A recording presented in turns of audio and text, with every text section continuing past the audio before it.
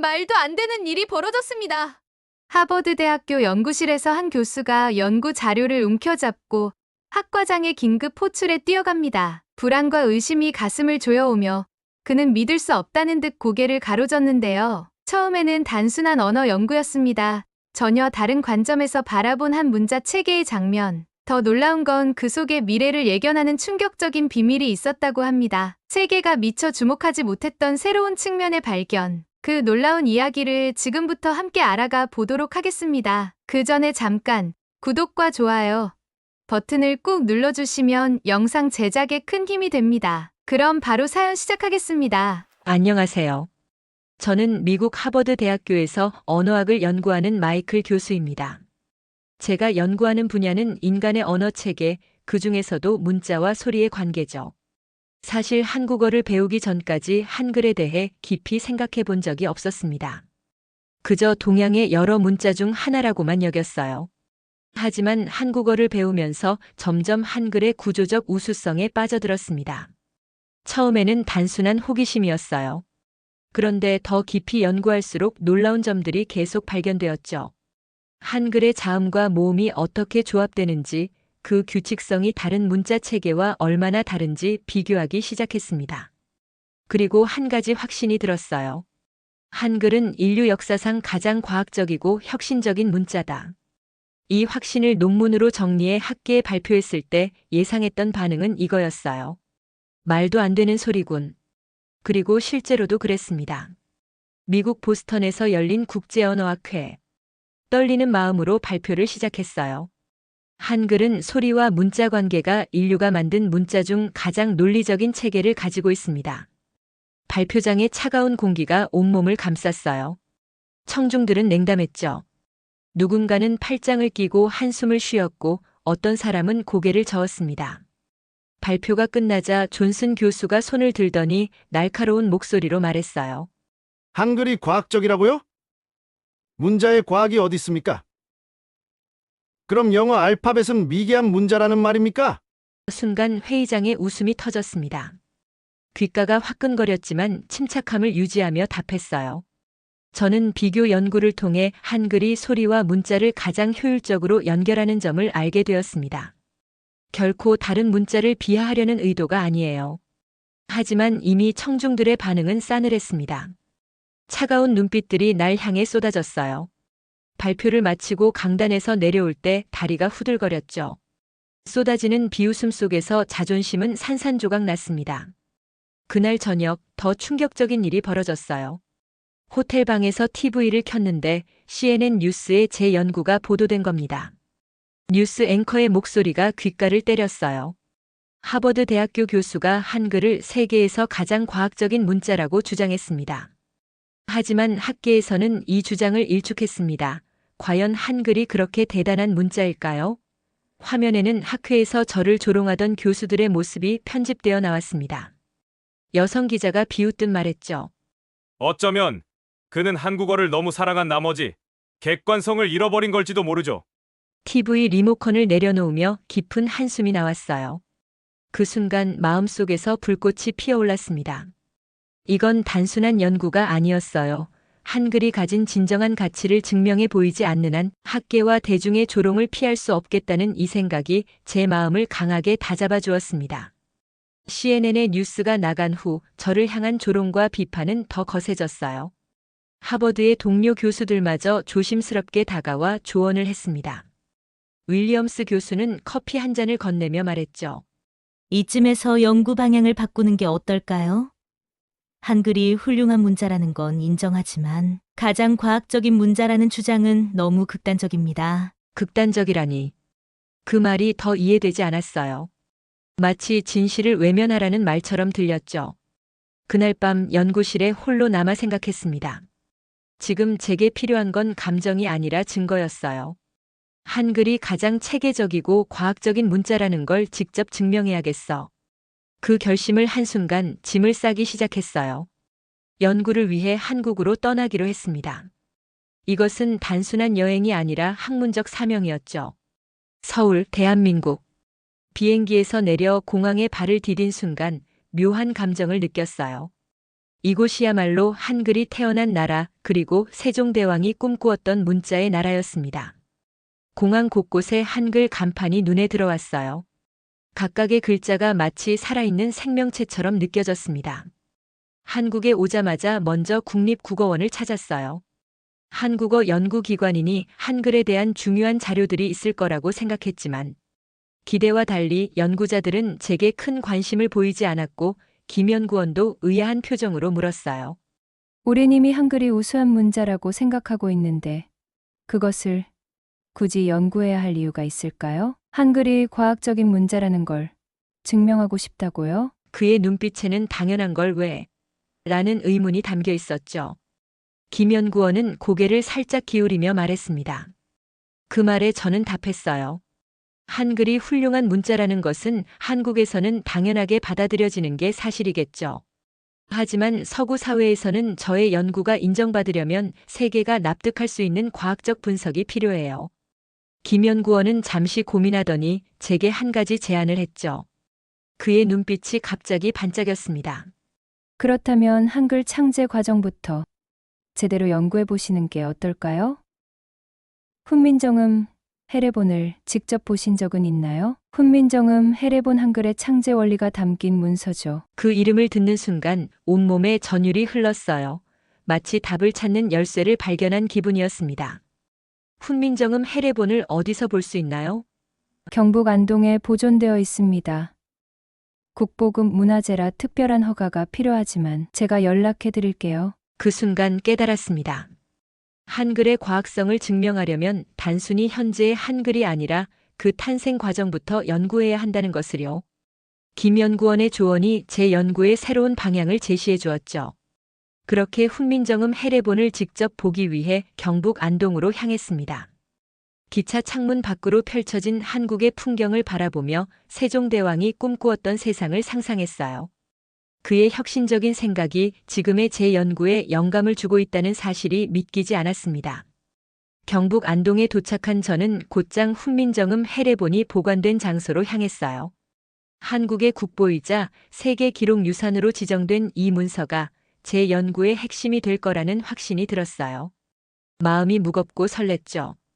직접 마주한 해례본은 예상보다 훨씬 강렬한 인상을 주었어요. 세종대왕이 한글을 창제하며 남긴 설명서, 그 안에 한글의 모든 원리가 담겨 있었습니다. 유리 케이스 너머로 보이는 고문서의 갈색 빛깔이 오랜 세월을 말해주고 있었어요. 그날 저를 안내한 학자는 박 교수였어요. 그는 한글 연구의 권위자로 저와 같은 외국 연구자가 한글을 연구하겠다는 것에 처음에는 반신반의했었죠. 그의 표정에는 호기심과 의심이 교차했습니다. 외국인이 한글 연구를 하겠다고 하면 보통 역사적 가치나 디자인적인 요소에 집중하더군요. 그런데 당신은 과학적 원리를 연구하고 싶다고 했어요? 박 교수의 목소리에는 약간의 놀라움이 묻어났죠. 저는 고개를 끄덕이며 확신에 찬 목소리로 대답했습니다. 맞습니다. 한글이 소리의 구조를 가장 정확하게 반영하는 문자라는 걸 증명하고 싶어요. 박 교수는 흥미롭다는 듯 미소 지으며 해례본 한쪽을 펼치며 손가락으로 가리켰어요. 여길 보세요. 한글의 기본 자음은 사람의 발음 기관을 본떠 만들었습니다. 기역은 혓뿌리가 목구멍을 막는 모양, 니은은 혀끝이 윗잇몸에 닿는 모양, 미음은 입모양을 형상화한 것이죠. 그의 설명을 들으며 저는 깜짝 놀랐어요. 문자 하나하나가 단순한 기호가 아니라 인간의 발음 구조를 그대로 반영하고 있었으니까요. 마치 퍼즐 조각이 맞춰지는 느낌이었습니다.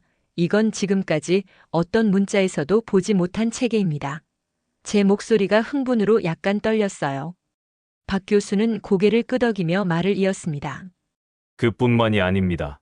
모음은 하늘, 땅의, 사람일 상징해요. 즉, 한글은 단순한 기호가 아니라 철학적 원리까지 담고 있죠. 세종대왕은 그저 문자를 만든 것이 아니라 인간이 낼 수 있는 소리를 체계적으로 정리한 겁니다.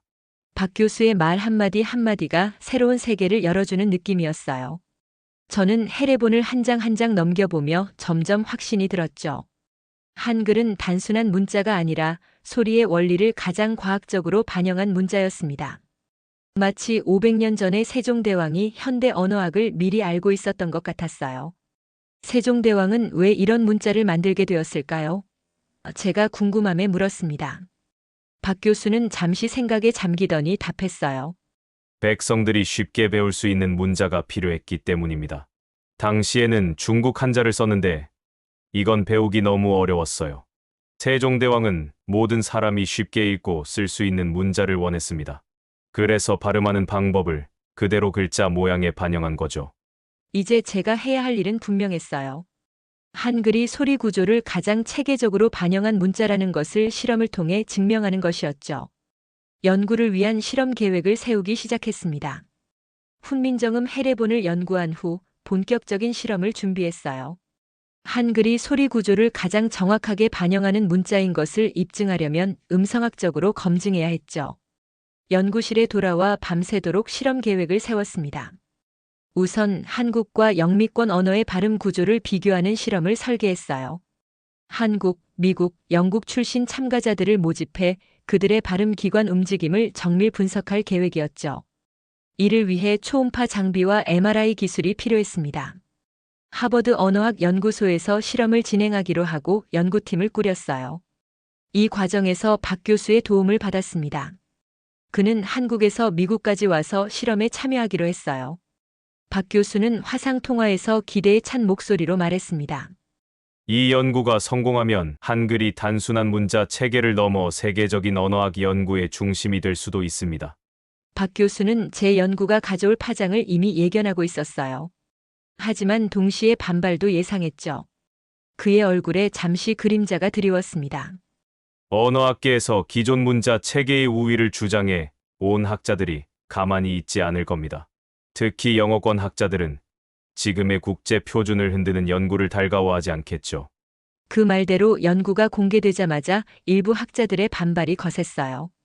연구소 이메일함에는 비판적인 메시지가 쏟아졌습니다. 한글이 과학적이라니? 문자에 우열이 있다는 주장 자체가 터무니없다.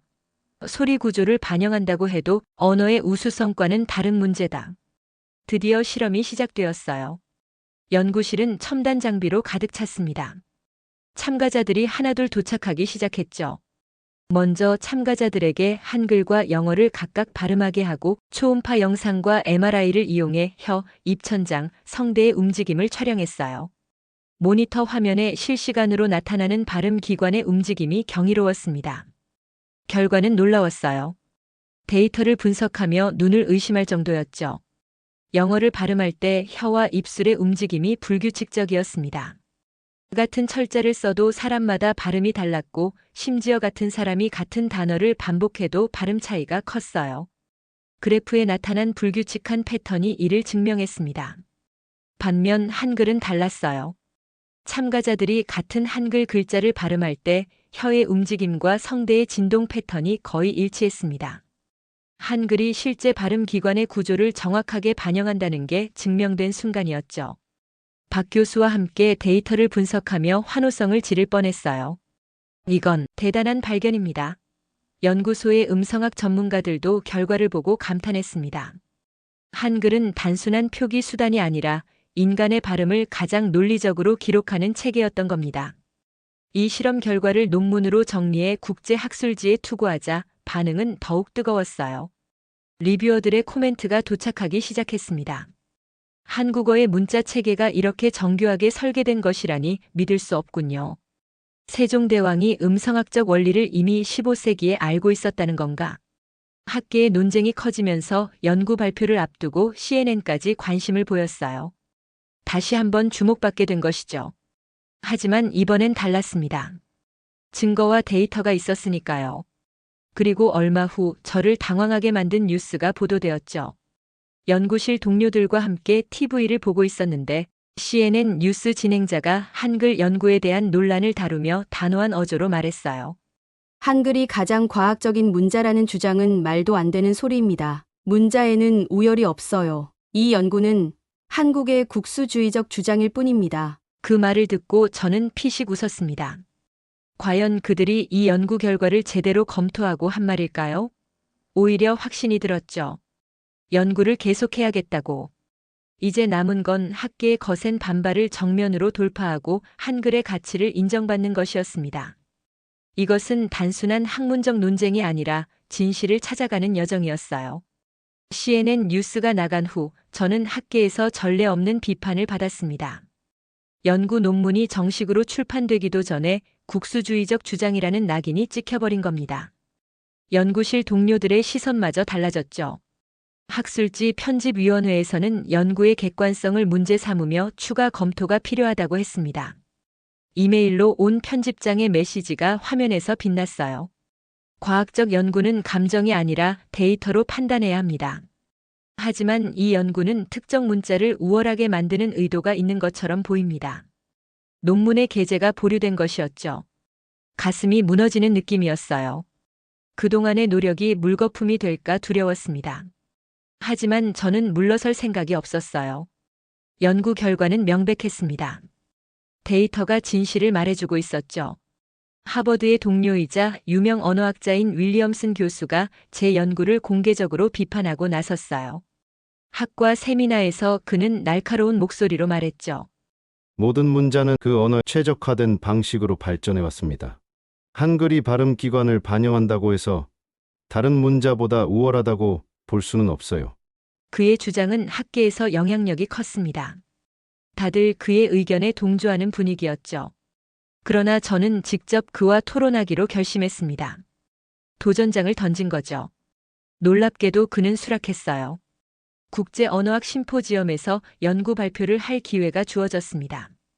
윌리엄슨 교수도 패널로 참석한다고 했어요. 발표를 준비하면서 박 교수와 의견을 나눴어요.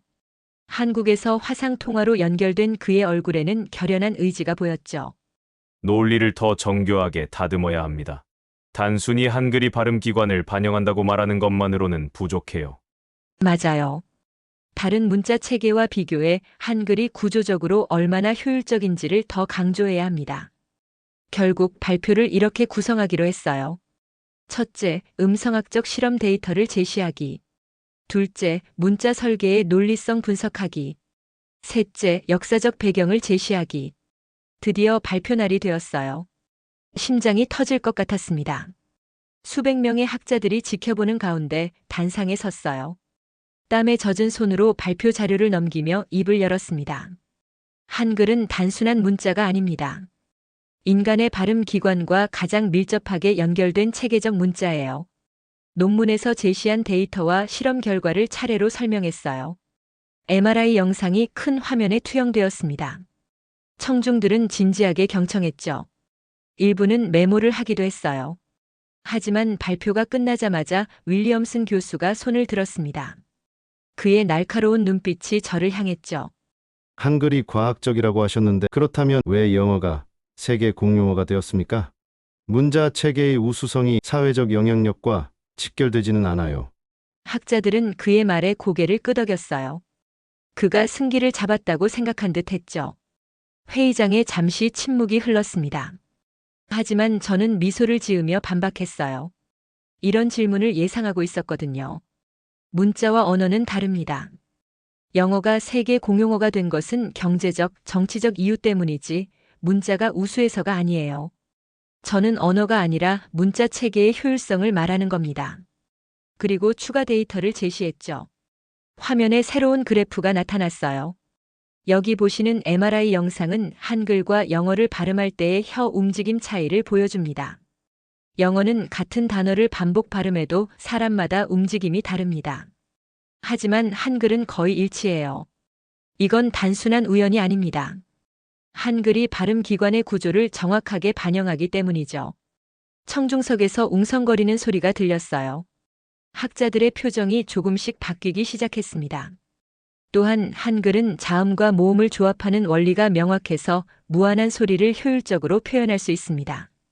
이런 조합 원리 덕분에 컴퓨터 입력 시스템에서도 한글이 매우 효율적이라는 연구 결과가 있어요. 윌리엄슨 교수는 당황한 표정을 지었어요. 그의 자신감이 흔들리는 것이 보였습니다. 그렇다고 해서 문자에 우열이 있다는 주장은 그의 말을 부드럽게 끊었어요. 목소리에 힘을 실었습니다. 제가 언제 문자에 우열이 있다고 했습니까? 다만 한글이 가장 과학적인 원리로 설계된 문자라는 걸 증명했을 뿐입니다. 이건 문화적 우월성의 문제가 아니라 언어학적 설계의 문제예요. 그 순간 일부 학자들이 박수를 치기 시작했습니다. 승부의 향방이 바뀌는 순간이었어요. 심포지엄이 끝난 후 몇몇 언어학자들이 저에게 다가왔어요. 얼굴에 호기심과 존중의 표정이 담겨 있었습니다. 굉장히 흥미로운 연구입니다. 추가 연구가 필요하겠지만 충분히 검토할 가치가 있어 보여요. 드디어 분위기가 변하기 시작했죠.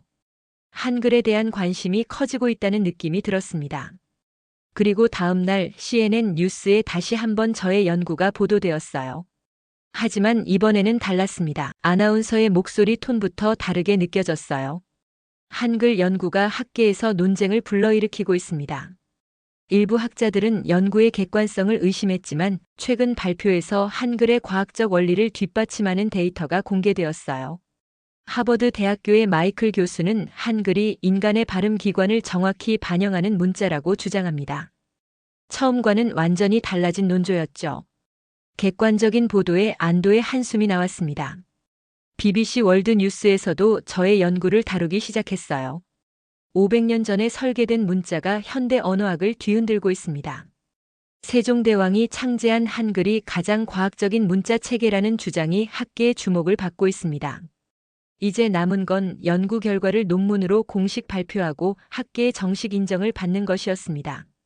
목표가 가까워지고 있다는 느낌이 들었어요. 몇 주 후 마침내 논문이 학술지에 실리게 되었습니다. 그 순간의 기쁨은 말로 표현할 수 없었어요. 학계에서도 반응이 오기 시작했습니다. 한글의 의문 체계와 문자 구조에 대한 분석이 매우 흥미롭습니다. 기존 문자 연구에 새로운 시각을 제공할 수 있을 것으로 보입니다. 논문이 발표된 지 며칠 후 예상치 못한 연락이 왔어요. CNN에서 인터뷰 요청을 한 것이었습니다. 처음에는 스팸 메일인 줄 알았죠. 하지만 진짜였어요. 처음 이메일을 확인했을 때 솔직히 믿기지 않았습니다. 처음엔 비판적이었던 CNN이 이번엔 정식 인터뷰를 제안하다니. 마치 꿈 같은 느낌이었어요. 박 교수에게 곧바로 연락했죠. 그도 놀란 표정이었습니다. 이제 제대로 주목받기 시작했네요. 박 교수의 목소리는 설렜어요. 하지만 제 마음속엔 불안함도 있었습니다. 그렇지만 너무 긴장되진 않으세요? 그러자 박 교수는 자신감 있게 대답했어요. 그의 눈빛은 단호했습니다. 긴장할 시간 없습니다. 우리는 준비된 자료가 있고 연구를 통해 충분히 입증했어요. 저는 인터뷰 준비를 철저히 했습니다. 예상 질문들을 정리하고 답변을 연습했어요. 거울 앞에서 몇 번이고 대답을 반복했죠. 그리고 드디어 인터뷰 당일이 되었습니다. CNN 스튜디오에 도착하자 제작진이 저를 맞이했어요. 예상과 달리 그들은 친절했습니다. 메이크업과 마이크 테스트가 끝나고 드디어 카메라가 켜졌어요. 가슴이 두근거렸죠. 진행자 사라 킹이 저를 소개했습니다.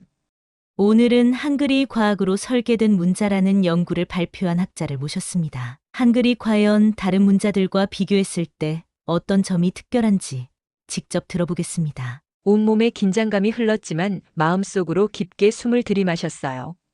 진행자가 질문을 던졌습니다. 한글이 다른 문자보다 우수하다고 주장하셨는데 이에 대한 반박도 있었습니다. 어떻게 답하시겠습니까? 저는 차분하게 답변했어요. 그동안 준비했던 말들이 자연스럽게 흘러나왔습니다. 저는 한글이 다른 문자보다 우수하다고 단순히 말한 것이 아닙니다.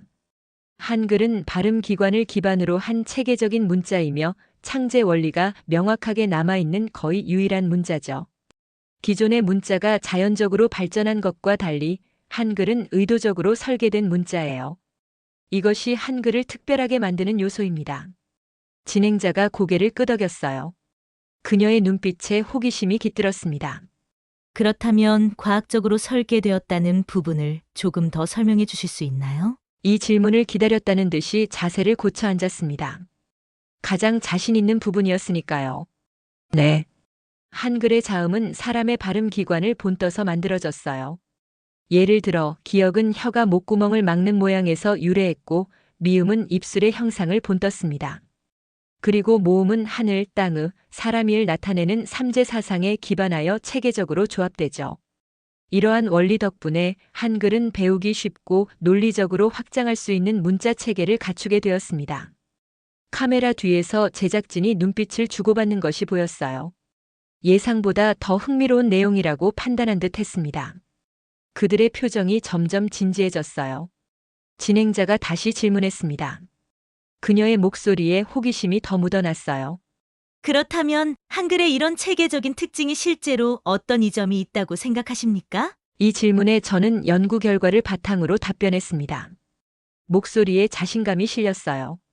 우선 한글은 누구나 빠르게 배울 수 있어요. 문맹률을 낮추는데 매우 효과적이죠.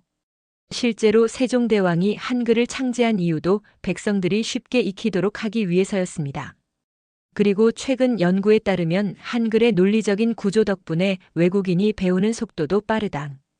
특히 정보화 시대에서는 데이터 입력의 효율성도 중요한데 한글은 음절 단위로 입력할 수 있어 타 언어보다 훨씬 빠르게 타이핑할 수 있다는 연구 결과도 있습니다. 진행자가 흥미롭다는 표정을 지으며 말을 이었어요. 그녀의 눈이 반짝였습니다. 실제로 세계적인 기업들도 한글의 구조에 주목하고 있다고 들었습니다. 맞습니까? 제 마음이 더욱 가벼워졌어요. 인터뷰가 좋은 방향으로 흘러가고 있다는 느낌이 들었습니다. 네. 인공지능 음성 인식 기술에서도 한글의 규칙성이 큰 장점이 돼요. 한글은 발음과 표기가 일치하는 정도가 높아서 AI가 학습하기에 유리합니다. 예를 들어 영어는 같은 발음이라도 철자가 다를 수 있지만 한글은 발음과 문자 간의 규칙성이 높아 데이터 학습이 효율적이죠. 정말 흥미롭군요. 그렇다면 앞으로 한글에 대한 연구가 어떻게 발전할 거라고 생각하십니까? 미래에 대한 비전을 묻는 질문이었어요. 깊게 생각한 후 답변했습니다. 한글이 단순한 문자 체계를 넘어 인공지능과 데이터 분석 분야에서도 중요한 역할을 할 수 있을 것입니다. 또한 문자 연구를 통해 두뇌 활동과 언어 습득의 연관성을 밝히는 연구도 계속될 거예요. 한글의 가치는 아직도 더 많이 연구될 여지가 있습니다. 인터뷰가 끝나고 스튜디오 밖으로 나오자 긴장이 풀렸어요. 안도의 한숨이 나왔습니다. 곧 박 교수님 전화로 환하게 웃으며 말을 건넸어요. 완벽했습니다. 정말 훌륭했어요. 다 교수님 덕분입니다. 감사함을 표현했습니다. 이 모든 것이 그의 도움 없이는 불가능했으니까요. 그날 밤 CNN 뉴스에서 제 인터뷰가 방송되었어요. 연구실 동료들과 함께 TV 앞에 모였습니다. 인터뷰 후반부에서 진행자가 말했어요. 한글이 과학적으로 설계된 문자라는 연구가 전 세계적으로 주목받고 있습니다. 앞으로도 한글이 언어뿐만 아니라 다양한 분야에서 어떻게 활용될지 기대가 됩니다. 방송이 나간 후 SNS와 뉴스 사이트에는 한글 연구에 대한 다양한 반응이 쏟아졌어요. 한글이 이렇게 체계적인 문자였다고. 놀랍습니다. 세종대왕이 정말 대단한 일을 하셨네. 이 연구가 더 확산되었으면 좋겠어요. 한글을 배우고 싶어지네요. 라는 기사들 이었습니다. 이제 한글에 대한 관심이 단순한 연구 수준이 아니라 전 세계적으로 확산되고 있었죠. 마음속 깊은 곳에서 뿌듯함이 일어났습니다. 그리고 다음 날 더 놀라운 일이 벌어졌어요. 이메일 하나가 도착했습니다. CNN에서 다시 연락이 온 거였어요. 제 심장이 빠르게 뛰었습니다.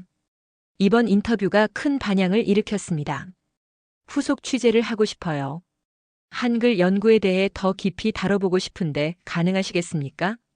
한글이 세계의 주목을 받기 시작하는 순간이었습니다. 이것은 단순한 연구 성과가 아니라 새로운 역사의 시작점 같았어요. CNN 인터뷰가 방송된 다음 날 저는 다시 한번 놀라운 소식을 접했어요. 아침 일찍 연구실에 앉아 있는데 이메일 알림이 울렸습니다. CNN에서 후속 취재를 원한다는 연락이 온 것이었죠. 내용은 더 놀라웠습니다. 한글 연구에 대해 더 깊이 다루는 다큐멘터리를 제작하려고 하는데 협조 가능할까요? 순간 머릿속이 하얘졌어요. 한글을 연구한 학자로서 이렇게 빠르게 세계적인 관심을 받을 거라고는 예상하지 못했어요. 입꼬리가 저절로 올라갔습니다. 박 교수에게 곧바로 전화를 걸었죠. 그의 목소리는 흥분으로 가득 찼습니다. 이제 진짜로 시작입니다. CNN뿐만이 아니었어요. 전 세계 언론이 한글 연구에 대해 보도하기 시작했습니다. 매일 아침 새로운 기사가 쏟아졌죠. 한글 세계에서 가장 과학적인 문자일까? BBC. 한글의 혁신적인 구조, AI 연구자들도 주목 뉴욕타임스. 세종대왕의 유산, 이제야 제대로 평가받다 가디언. SNS에서도 반응이 대단했어요. 트위터와 인스타에서 한글 관련 해시태그가 트렌드가 되었습니다. 한글이 이렇게 체계적인 문자였다니 놀랍다. 내 모국어가 이렇게 위대한 언어라니 자랑스럽습니다. 한국어를 배우고 싶어졌어요. 이런 반응을 보며 저는 확신할 수 있었어요. 한글은 단순한 문자가 아니었습니다. 세상을 바꿀 수 있는 힘을 가진 문자였죠. CNN 특집 다큐멘터리 촬영을 위해 제 연구팀은 한국으로 향했어요.